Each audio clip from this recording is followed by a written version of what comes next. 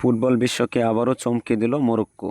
২০২৬ বিশ্বকাপের নকআউট পর্বে শক্তিশালী নেদারল্যান্ডসকে নাটকীয় লড়াইয়ে হারিয়ে শেষ ১৬তে উঠে গেছে আফ্রিকান প্রতিনিধিরা।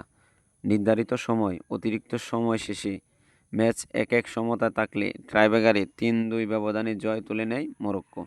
ম্যাচের ৭২ মিনিটে ডাচ তারকা কোডি গ্যাকপো গোল করে নেদারল্যান্ডসকে এগিয়ে দেন। তখন মনে হচ্ছিল জয়টা ডাচদের হাতেই যাচ্ছে, কিন্তু মরক্কো হাল ছাড়েনি। যোগ করার সময়ে ইজা দিপো দুর্দান্ত হেডে সমতায় ফিরে আফ্রিকান দলটি। এরপর টাইব্রেকারে গোলরক্ষক ইয়াসিন বোনো এর অসাধারণ সেভ, শেষ শটে ইসমাইল সাইবেরি সফল কিকে ইতিহাস গড়ে মরক্কো। ২০২২ বিশ্বকাপের সেমিফাইনালে উঠে ইতিহাস সৃষ্টি করেছিল মরক্কো। এবারও তারা দেখিয়ে দিয়েছে যে সাফল্য কোনো দুর্ঘটনা ছিল না।